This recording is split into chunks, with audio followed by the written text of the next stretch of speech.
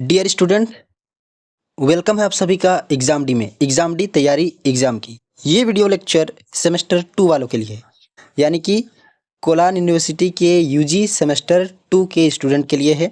चाहे आप किसी भी स्ट्रीम से हो, आर्ट्स, साइंस या कॉमर्स से या फिर बीए बीएससी जो भी है। तो यहाँ पर जो है मैं आपको बताने जा रहा हूँ इंग्लिश के बारे में, ठीक है। और ये आपका हो जाएगा AEC AEC paper 2। AEC paper 2 ये सभी के लिए कंपलसरी है।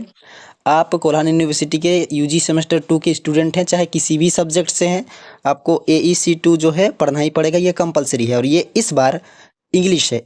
आपको पता है एईसी 1 जो है हिंदी था, एईसी 2 जो है आपका इंग्लिश है। इससे जुड़े हुए बहुत सारे लेक्चर कंप्लीट कराए जा चुके हैं। आप उसको चैनल के प्लेलिस्ट पे जाके देख सकते हैं। देखिए, अगर ये आपको अभी जो मैं आपको बताने जा रहा हूँ, ठीक है, ये अगर आपको पीडीएफ में चाहिए, ठीक है, अभी जो ये मैं आपको बताने जा रहा हूँ सेंटेंस के बारे में, ठीक है, जिस तरीके से बनाया गया है सेम टू सेम अगर पीडीएफ में चाहिए, ठीक है, तो आप ज्वाइन बटन पे ज्वाइन होकर इसको ले सकते हैं, ठीक है। इसको ज्वाइन बटन पे ज्वाइन होकर आप इसको ले सकते हैं और ये आपको मिल जाएगा। अभी लेक्चर के बाद में इसको जो है दे दूंगा और आप जो है वहाँ से इसको डाउनलोड करके जो है आराम से पढ़ सकते हैं। हालांकि मैं यहाँ समझा दे रहा हूँ, एक बार समझ जाइएगा फिर पढ़िएगा तो आपको आसानी होगा। चलिए शुरू करते हैं और देखते हैं क्या क्या है इसमें।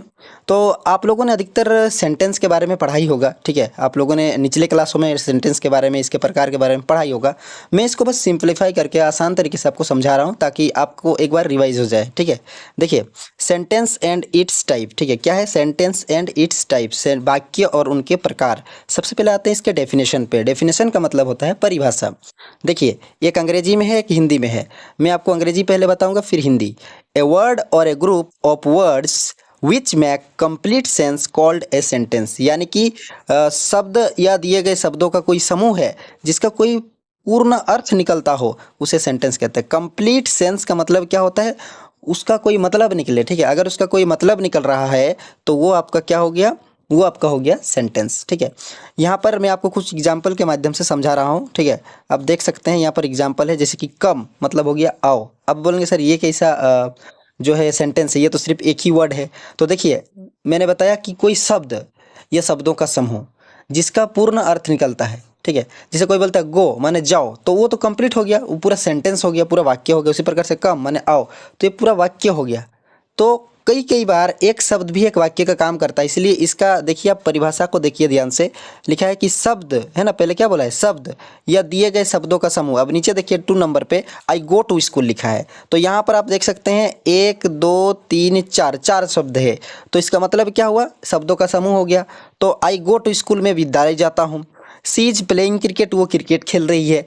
तो इस प्रकार से जितने भी होंगे वो सारे के सारे जो है शब्द या शब्दों का समूह जो होंगे वो सेंटेंस कहलाएंगे। और सेंटेंस का ये मतलब होना चाहिए कि पूर्ण अर्थ निकलता हो, उसका एक कंप्लीट मतलब निकलता हो। बिना मतलब वाला कोई सेंटेंस, जैसे कि ईंटों के ढेर को घर नहीं कहते, उसको सजा के जो है दीवार बना के घर बनाना पड़ता है। तो वो जब आप उसको सजाते हैं, ठीक है, 4 दीवार बना के घर बनाते हैं, तो वो आपका हो गया घर, है ना, वो घर हो गया। ऐसे नहीं कि ईंटा का ढेर इकट्ठा कर दिया बोले घर बन गया। उसी प्रकार से शब्दों का जो ढेर है ना, उसे वाक्य नहीं कहते हैं। शब्दों को जब सही तरीके से सजा के या उसका सही इस्तेमाल किया जाता है तो उसी को हम लोग बोलते हैं सेंटेंस, ठीक है। ये आपको समझ में आ गया। अब हम आगे बढ़ते हैं, ठीक है। एक एक करके समझते जाइए और आपको एक एक करके याद भी रखना है, ठीक है। तो यहाँ पर काइंड्स ऑफ सेंटेंस यानी कि वाक्य के जो प्रकार हैं, देखिए मैं आपको बता रहा हूँ जो मेन वाक्य के प्रकार हैं वो 5 प्रकार हैं। There are mainly 5 kinds of sentence, यानी कि वाक्य के मुख्य तौर पर 5 प्रकार हैं, जिनमें से assertive sentence, interrogative sentence, imperative sentence, optative sentence और एक्सक्लेमेटरी सेंटेंस।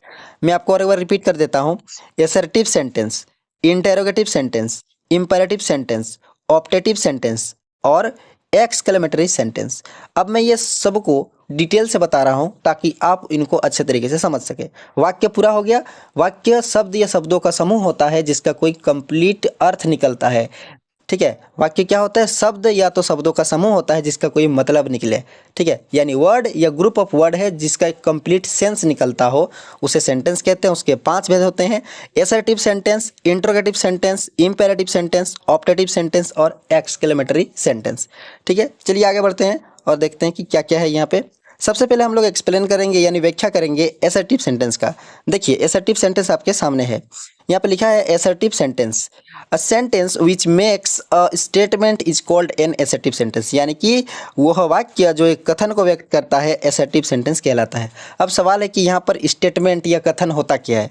देखिए जब हम लोग कोई वाक्य बोलते हैं और उसमें फुल स्टॉप आता है, ठीक है, जब हम कोई वाक्य बोलते हैं उसमें फुल स्टॉप आता है तो वो एक कथन होता है हम लोग का, ठीक है, एक कथन एक स्टेटमेंट होता है, ठीक है। तो ए sentence which makes a statement is called N assertive sentence, यानी कि वह वाक्य जो एक कथन को व्यक्त करता हो असर्टिव सेंटेंस कहलाता है। अब देखिए यहाँ पर कुछ कथन आपको दिए गए होंगे। सी इज ए गर्ल एक कथन हो गया, यू आर नॉट ए फूल एक कथन हो गया, वी आर प्लेयर्स एक कथन हो गया। इस प्रकार से, ठीक है, जितने भी वाक्य होंगे वो सारे के सारे कथन कहलाएंगे। तो ये सारे के सारे असर्टिव सेंटेंस हो गए। अब देखिए आप इंट्रोगेटिव सेंटेंस, ठीक है, इंट्रोगेटिव सेंटेंस को आप याद रखिए। इंट्रोगेटिव जब भी बोलेगा तो आपको याद रखना है क्वेश्चन मार्क्स, यानी कि जो क्वेश्चन मार्क है यही आपका इंट्रोगेटिव सेंटेंस है।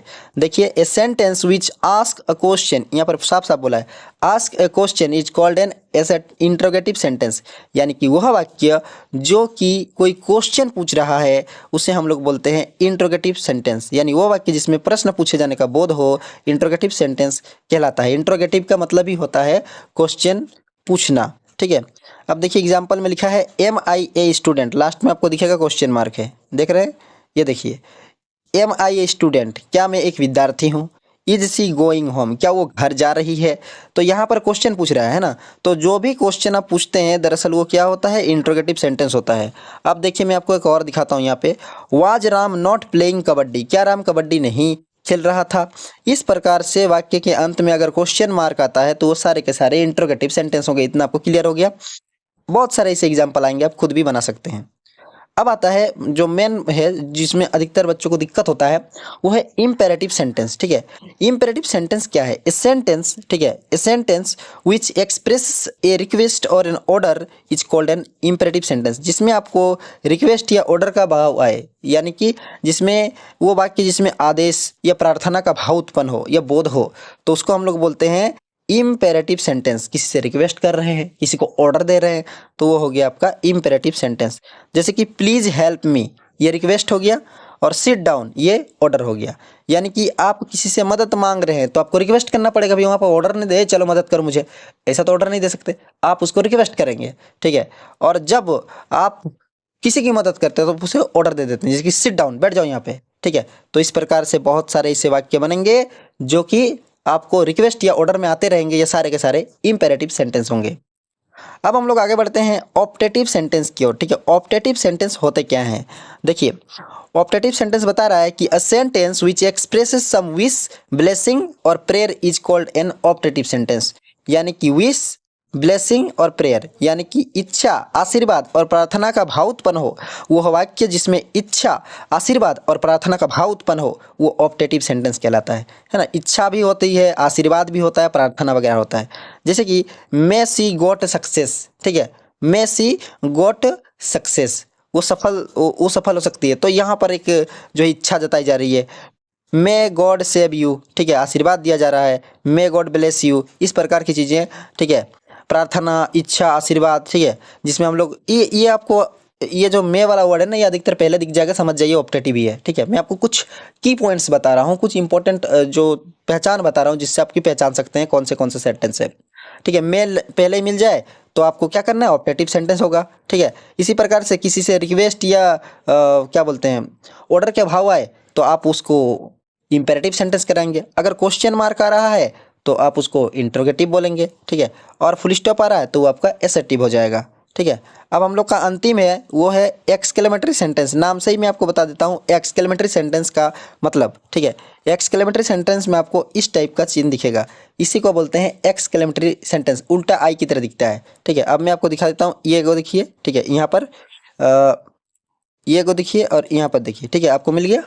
यही एक्सक्लेमेटरी सेंटेंस में जो उसका चिन्ह है। अब इसका परिभाषा मैं आपको बताता हूँ। A sentence which express a sudden और strong feeling is called an exclamatory sentence, यानी कि सडन और स्ट्रॉन्ग फीलिंग का मतलब होता है कि अचानक और मजबूत अनुभूति होती है, ठीक है। अब अचानक कोई चीज़, ठीक है, या फिर बहुत तेज से या बहुत मजबूती से आपका भाव उत्पन्न हो गया तो उसे एक्सक्लेमेटरी सेंटेंस कहते हैं। जैसे मान लीजिए कि आपने कोई एक घर देखा, बहुत सुंदर घर देखा, तो बोलेंगे wow what a beautiful home. ठीक है, मान लीजिए कि आप मैच खेल रहे थे, मैच जीत गए, ठीक है, तो hurray we won the match. ठीक है, जो हुर्रे करके चिल्लाते हैं, हिपी हुर्रे, ठीक है, तो ये सारी चीज़ें एक्सक्लेमेटरी सेंटेंस ही होते हैं। ठीक है, जब आप जो है अचानक आपके मन से भाव निकलता है, मान लीजिए कि आप इंडिया का मैच देख रहे हैं ना, क्रिकेट मैच देख रहे हैं, इंडिया हारने के कगार पे यार अचानक वो जीत जाता है, तो आप इतने खुश हो जाते हैं कि आप अपने घर में खड़े होकर चिल्लाते हैं। ठीक है, तो वो वाला आप थोड़ा सिचुएशन या उस सीन को थोड़ा याद कीजिए, तो वो जब आप इसे करते हैं, ठीक है, तो उसी को हम लोग बोलेंगे, वहाँ पर जो आप बोलते हैं वो आपका एक्सक्लेमेटरी सेंटेंस है। क्लियर हो गया? ठीक है, मैंने कोशिश की आपको सेंटेंस के सारे पार्ट्स को जो है अच्छे से समझाने का। ठीक है, और इसमें जो है आपका एक्सक्लेमेटरी सेंटेंस मैंने बताया, और ये आपका हो गया ऑप्टेटिव सेंटेंस। ठीक है, और ये इम्पेरेटिव सेंटेंस, इसके बाद क्वेश्चन मार्क वाला इंटरोगेटिव सेंटेंस, और इसके बाद एसर्टिव सेंटेंस। ठीक है, और जो सेंटेंस है उसके भेद बताए मैंने, और इसके अलावा सेंटेंस और इसके टाइप्स बताए।